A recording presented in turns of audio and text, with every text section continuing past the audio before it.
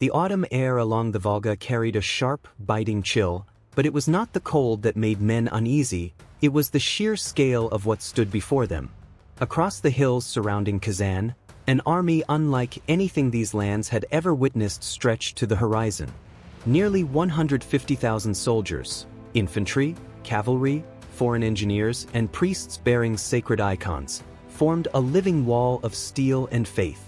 This was not a raid, nor a show of force. This was something far more final. At the center of this vast host stood a young ruler, only in his early 20s, yet already feared across continents. Ivan IV of Russia, known to history as Ivan the Terrible, watched silently as preparations unfolded. He was not here to negotiate terms or demand tribute. He had come with a singular purpose: to erase Kazan from the map and end, once and for all, the lingering shadow of the Mongol Empire. For over 3 centuries, the memory of Mongol domination had haunted the Russian psyche. Cities burned, princes humbled, entire generations raised under the weight of tribute and fear. And now, Kazan remained as the last powerful remnant of that once unstoppable empire, a fortress of defiance, a symbol of unfinished history. Behind its wooden walls and earthen defenses stood tens of thousands who understood exactly what was at stake. This was not just about land or power. It was about survival, identity, and the right to shape the future. What was about to unfold would determine far more than the fate of a single city. It would decide whether the legacy of Genghis Khan would endure, or whether a new empire, rising from Moscow, would take its place. Faith would clash with faith, cultures would collide, and tens of thousands would vanish in the process. This was not just another battle. This was the moment that would decide everything. To understand why Ivan IV marched on Kazan with such overwhelming force, you have to go back more than 3 centuries, to a time when Russia was not an empire, not even a unified state, but a fractured collection of rival principalities. In 1237, that fragile world was shattered. The Mongol invasion, led by the forces of Batu Khan, descended upon the Russian lands with a speed and brutality that seemed almost apocalyptic. Cities that had stood for generations were reduced to ash within days. Ryazan fell first, then Vladimir, then Kiev, the spiritual and cultural heart of the region, burned so completely that survivors described it as a graveyard of stone and silence. What followed was not just conquest, but domination. The Mongols did not need to occupy every inch of territory. Instead, they imposed a system of control that was both efficient and humiliating. Russian princes were forced to travel east to the Mongol capital, bow before the Khan, and receive permission to rule their own lands. Tribute flowed steadily: silver, furs, and human lives, feeding the vast machinery of what became known as the Golden Horde. For generations, this arrangement defined life in the region. It shaped politics, culture, and even identity. The memory of that submission would not fade easily. But empires, no matter how powerful, eventually fracture. By the 15th century, the Golden Horde began to splinter under its own weight. Internal conflicts, shifting trade routes, and rising regional powers carved it into smaller successor states: Crimea, Astrakhan, Siberia, and Kazan. Each carried fragments of Mongol authority, but none possessed the full strength of the original empire. Still, they remained dangerous, especially to a rising power in the north, Moscow. Among these successor states, Kazan stood apart. It was not the largest, nor the most distant, but it was strategically vital. Positioned along the Volga River, Kazan controlled one of the most important trade arteries in Eurasia. Goods from Persia, Central Asia, and the steppe flowed through its markets: silk, spices, furs, and grain. Whoever controlled Kazan did not just hold a city, they controlled movement, commerce, and influence across an entire region. For Moscow, that was both a threat and an opportunity. Kazan was also something more intangible, a symbol. For decades, it had been a staging ground for raids into Russian territory. Villages were burned, populations displaced, and captives sold into distant slave markets. Every incursion reinforced a painful truth: the shadow of Mongol rule had not fully disappeared. It had simply changed form. As long as Kazan remained independent, that shadow lingered. At the same time, Moscow was changing. What had once been just another principality was steadily transforming into the center of power in the region. Ivan III, the grandfather of Ivan IV, had taken decisive steps to break free from Mongol influence, most famously by refusing to continue paying tribute. His successors consolidated territory, subdued rival princes, and built the foundations of a centralized state. By the time Ivan IV came of age, the idea of a unified Russia was no longer a distant dream. It was an emerging reality. But Ivan himself was shaped by a far harsher environment than his predecessors. Crowned at a young age after a turbulent childhood marked by political intrigue and betrayal, he learned early that power was fragile and that weakness invited destruction. When he finally assumed full control, he did so with a mindset forged in instability. Authority, to him, was not something to be shared or negotiated, it was something to be enforced. In 1547, Ivan made a decision that would redefine his role and his ambitions. He crowned himself not just as a prince, but as Tsar of all Russia, a title derived from Caesar, signaling imperial authority. This was more than symbolism. It was a declaration that Moscow saw itself as the heir to fallen empires, the center of a new political and spiritual order. And with that vision came a clear objective: eliminate all threats that stood in the way of that future. Kazan inevitably became the focal point. The conflict was not purely political or economic. It carried a powerful religious dimension as well. Moscow positioned itself as the defender of Orthodox Christianity, while Kazan was a Muslim state with deep ties to the Islamic world. This divide added another layer of intensity to the conflict. To many in Ivan's court, the campaign against Kazan was not just a war of expansion, it was a righteous struggle, a mission with divine backing. Religious leaders reinforced this narrative, framing the siege as part of a larger destiny. For the people of Kazan, the stakes were equally profound. They were not merely defending a city, they were defending the last major remnant of a legacy that traced back to Genghis Khan. Their rulers carried that lineage, their culture was rooted in it, and their independence depended on it. Surrender would not just mean political submission, it would mean the end of their identity as a sovereign power. By the early 1550s, the path to conflict was unavoidable. Kazan's leadership, caught between internal divisions and external pressure, attempted to assert independence from Moscow's growing influence. Raids resumed. Alliances shifted. Trust collapsed. For Ivan, this was the final confirmation that Kazan could not be controlled through diplomacy or indirect influence. It had to be conquered. And so, what had begun as a centuries-long struggle, marked by invasion, subjugation, resistance, and gradual resurgence, was now approaching its decisive chapter. This was no longer about isolated conflicts or temporary dominance. It was about settling a score that had been building for 300 years. The march toward Kazan was not just the movement of an army. It was the culmination of history itself, pressing forward to resolve a question that had lingered for generations. Who would define the future of this region, the heirs of the Mongol Empire, or the rising power of Russia? The answer would come in fire. By the spring of 1552, the decision had already been made. There would be no more half measures, no more shifting alliances or fragile truces. Ivan IV was not preparing for a campaign, he was preparing for a reckoning. What gathered under his command was not simply an army, but a statement of intent, a projection of power on a scale that the region had never seen before. Across the vast territories of Muscovy, orders went out with urgency and precision. Nobles were commanded to muster their cavalry, bringing with them armored riders hardened by years of frontier conflict. Infantry units, including the increasingly important streltsy, Russia's early firearm troops, were assembled and drilled. These men carried arquebus, a relatively new weapon in the region, capable of piercing armor and reshaping the dynamics of battlefield combat. Alongside them came traditional forces, archers, spearmen, and irregular fighters drawn from the edges of the expanding state.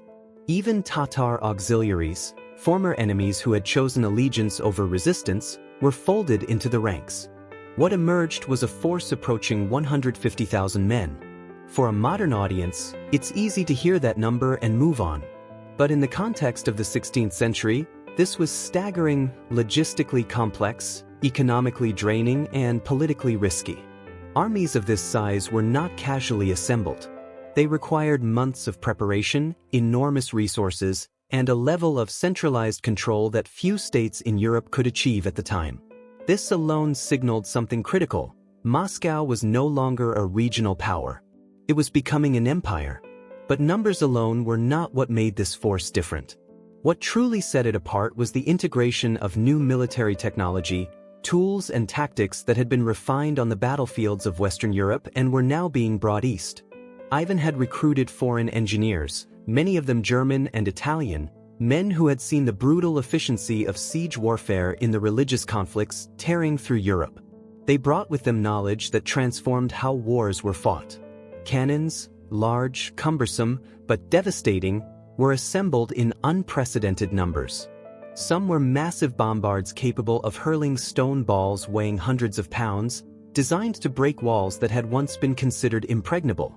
Others were lighter field guns, mobile enough to be repositioned during battle.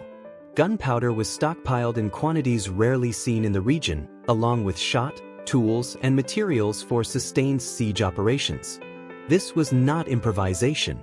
It was methodical, calculated, and modern. Equally important were the engineers themselves. They understood something that many traditional commanders did not. Fortresses like Kazan were not defeated by bravery alone. They were dismantled piece by piece, through trenches, artillery positioning, and, most critically, mining. The idea of digging beneath walls and detonating them from below was not new, but it had been perfected in Europe, and now it was about to be unleashed on a scale that Kazan had never faced. As preparations intensified, Ivan made one final move, one that was as symbolic as it was strategic. He sent an ultimatum to Kazan. Surrender, accept Russian authority, and convert to orthodoxy, or face destruction. It was not a negotiation. It was a line drawn in the sand. For the leadership in Kazan, the message was clear. This was not about tribute or influence anymore. This was about existence. The response was defiance. Kazan would not surrender. With that, the last barrier to war disappeared. In early summer, the army began its march east. The movement itself was a feat of coordination. Columns advanced from multiple directions, converging toward the Volga like streams feeding into a single, unstoppable current. Supply lines stretched for miles, wagons carrying food, ammunition, timber, and equipment necessary for a prolonged siege. Horses, oxen, and men moved in a constant flow, kicking up dust that hung in the air long after they had passed. Ivan did not remain behind in safety. He traveled with the army, accompanied by his court, his advisors, and religious figures who framed the campaign in spiritual terms. Icons were carried alongside weapons, blessings given before battles yet to be fought. This was more than strategy, it was ideology in motion. The message to the soldiers was unmistakable. They were not just fighting for land or wealth, but for destiny. As the army advanced, the psychological weight of what was coming began to settle in. This was not a raid that would end with plunder and withdrawal. This was not a border skirmish that could be resolved through diplomacy. Everything about the scale, the preparation, and the intent pointed to something far more final. This was total war. For the people of Kazan, the signs were impossible to ignore. Reports arrived of the approaching army, each one more alarming than the last.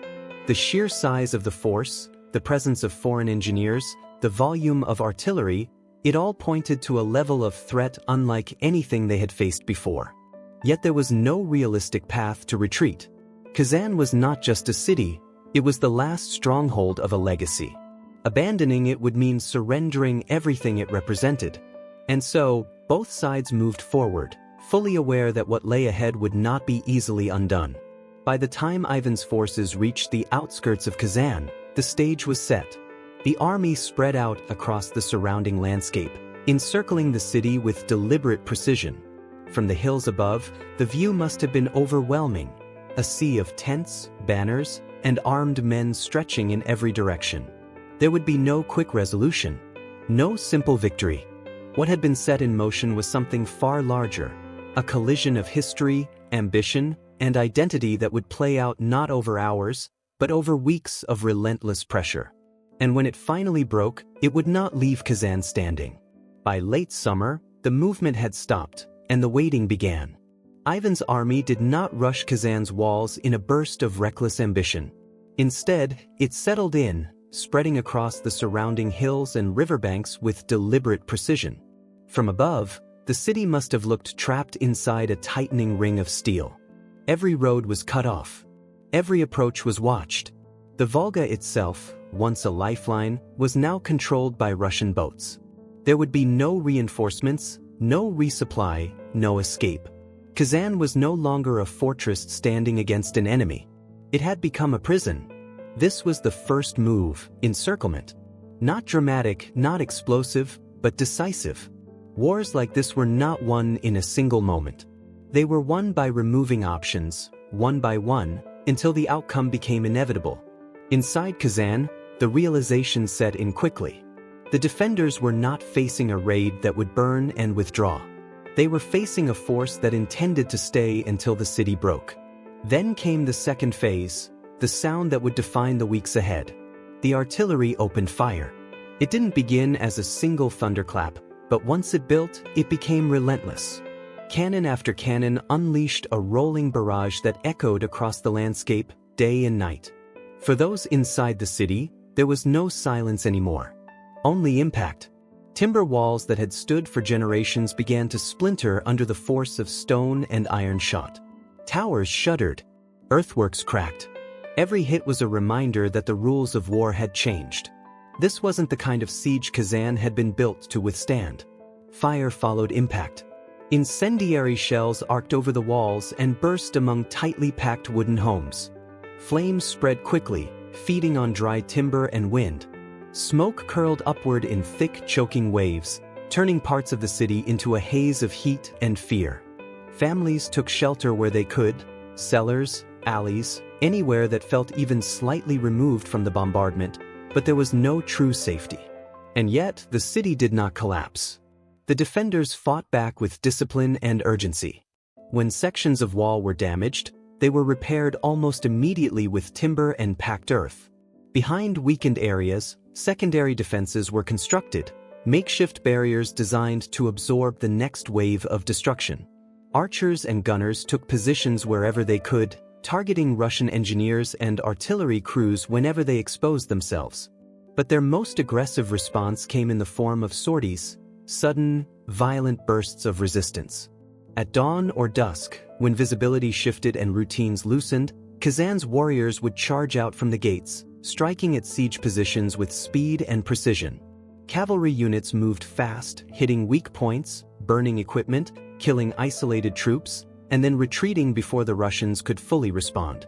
For brief moments, the balance seemed to shift. The besieged became the attackers. The invaders were forced on the defensive. But the scale of Ivan's army made these victories temporary. For every trench destroyed, another was dug. For every position disrupted, two more were established. The ring around Kazan did not loosen, it tightened. Because while the defenders fought above ground, something else was taking shape below it. The Russians began to dig. Trench by trench, they advanced toward the walls, not in straight lines, but in zigzag patterns designed to minimize exposure to enemy fire. These approach trenches allowed soldiers and engineers to move closer, inch by inch, protected by earthworks that absorbed arrows and musket fire.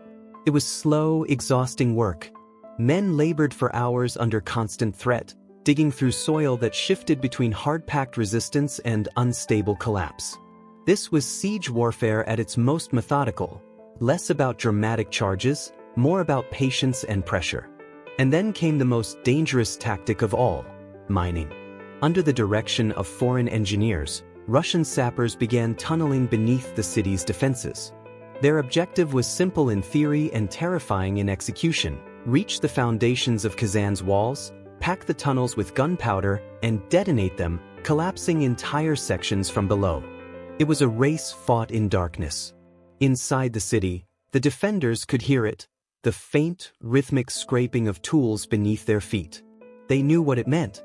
In response, they began digging their own tunnels, countermines designed to intercept the Russians underground. When the two sides met beneath the earth, the fighting became intimate and brutal.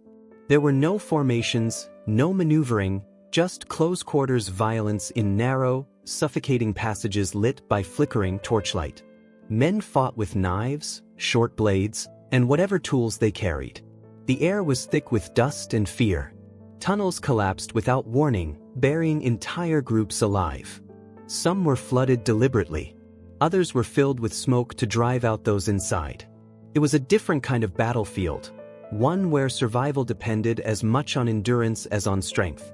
While this hidden war unfolded below, the Russians identified something even more critical than the walls themselves: water. Kazan's supply did not come from open rivers easily accessible within the city. It relied heavily on underground sources, springs and channels that fed wells and storage systems. If those could be destroyed, the defenders would face a new enemy: time. And so, the tunnels were redirected. One of the largest mining operations was aimed not at a wall or tower, but at the city's water system. It took days of continuous digging, careful measurement, and coordination.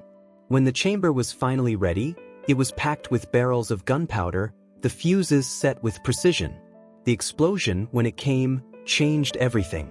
The ground itself seemed to erupt. Earth, timber, and stone were thrown into the air in a violent surge, leaving behind a crater where solid ground had once been. But the true damage was invisible at first. The underground channels that fed Kazan's water supply had been shattered. Inside the city, the consequences became clear within hours. The flow stopped. What had once been a sustainable resource was suddenly limited. Wells were overused. Rationing began. Fear spread faster than fire. In a siege, water is not just a necessity, it is time itself. And now, time was running out. The bombardment continued. The trenches moved closer. The tunnels expanded. Every day the pressure increased. And that was the true nature of this phase, not explosive, but inevitable. There would be no dramatic turning point, no sudden reversal. Only a steady, grinding realization that Kazan was being dismantled piece by piece. Every defense weakened. Every option removed. From the outside, it may have looked like a pause between battles. In reality, this was the battle. And it was one Kazan could not win. By early October, the pressure that had been building for weeks reached its breaking point. There was no announcement, no dramatic signal carried across the battlefield. Only a shift in intensity, subtle at first, then unmistakable. The artillery, which had already been relentless, became focused, deliberate, almost surgical. Specific sections of Kazan's defenses were targeted again and again, as if the attackers were no longer testing the walls, but preparing to tear them apart. Inside the city, exhaustion had set in. Sleep came in fragments, if at all. Food was rationed. Water was scarce. Every man on the walls understood that something was coming, but not exactly when or from where. That uncertainty was part of the strategy. The defenders were stretched thin, forced to react constantly, never able to regain control of the situation. Then, in a single moment, everything changed. The first explosion didn't just break the silence, it erased it. Beneath one of the main defensive towers, the ground erupted with a force that felt almost unnatural. Earth, timber, and stone were hurled into the air in a violent column, as if the city itself had been struck from below. When the dust began to settle, an entire section of wall, along with the tower that had guarded it, was simply gone. Before the defenders could even process what had happened, a second blast followed. Another section collapsed. Another gap opened. The carefully constructed defenses that had held for generations were now broken in seconds. What artillery had weakened, the mines had finished. The walls were no longer a barrier, they were an entry point. And that was the signal. Almost immediately, movement surged across the Russian lines.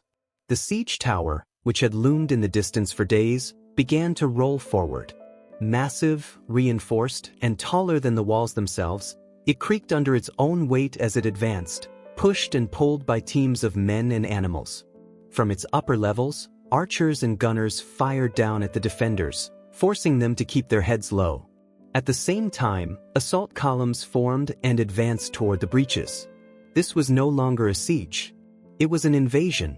The first Russian troops to reach the shattered wall were met with something they had not expected: order within chaos.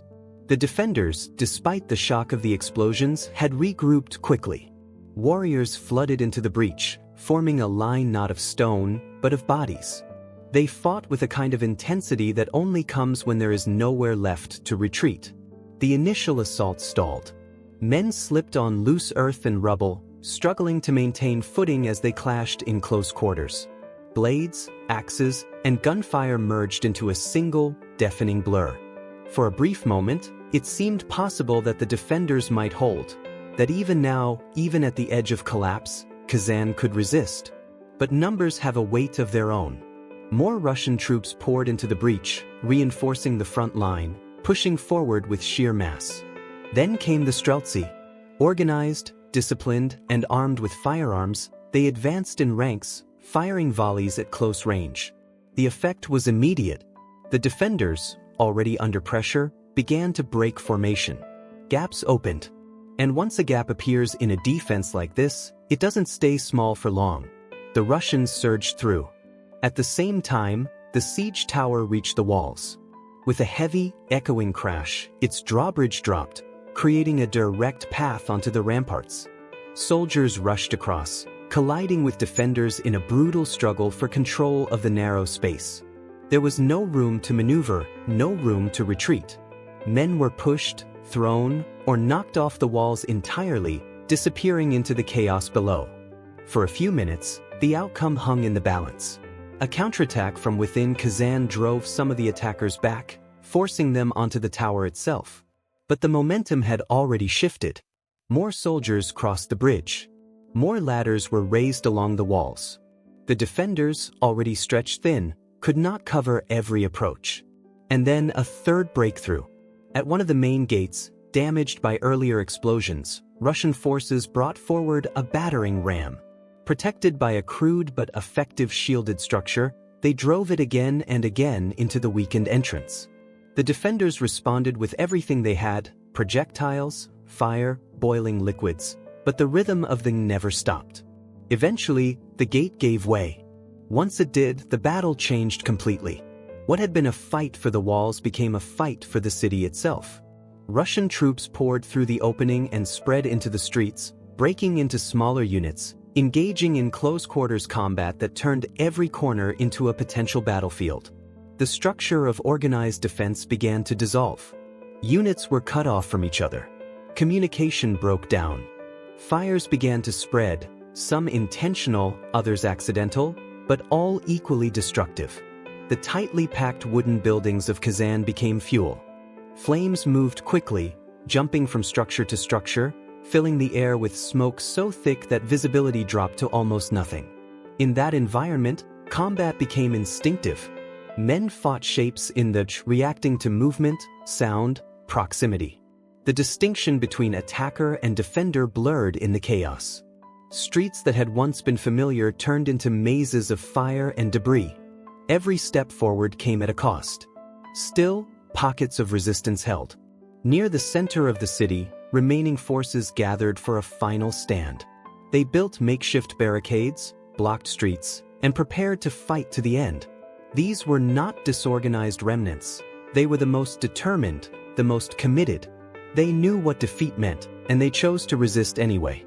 But by this point, the outcome was no longer in question.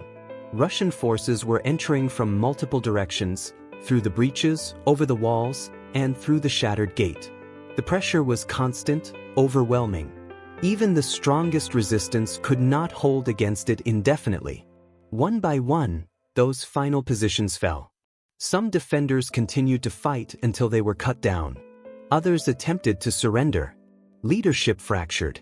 Control disappeared. What remained was no longer a coordinated defense, but isolated acts of survival. By mid-afternoon, the city had effectively fallen. The sounds of organized combat faded, replaced by something darker: aftermath, consequence, the cost of what had just occurred. Smoke filled the sky.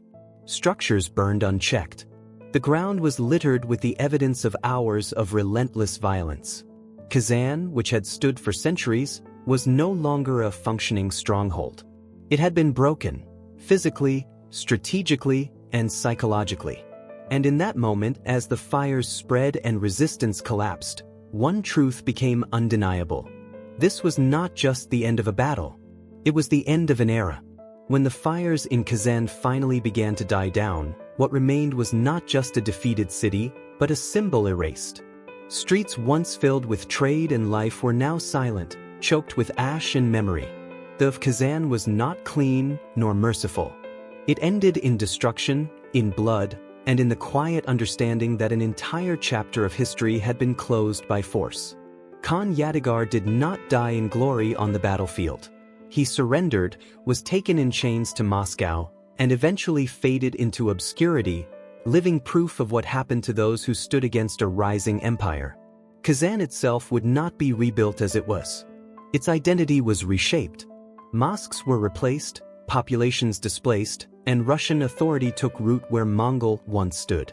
What had been a stronghold of resistance became a gateway. Because that's what this victory truly created: access. With Kazan gone, Russia now controlled the Volga, one of the most important arteries of trade and movement in the region. From there, expansion was no longer a question of possibility, but of time. Within decades, Russian forces would push eastward across Siberia, laying the foundation for one of the largest empires the world has ever seen. But victories like this don't just shape nations, they shape leaders.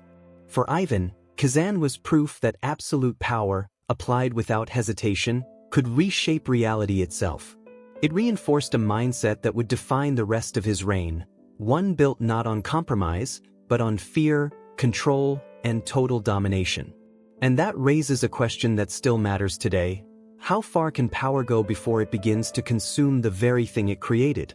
If you found this story compelling, if you're drawn to the real moments that shaped empires and defined the world we live in, make sure to subscribe to the channel. Because history like this isn't just about the past, it's about understanding the forces that still shape our future.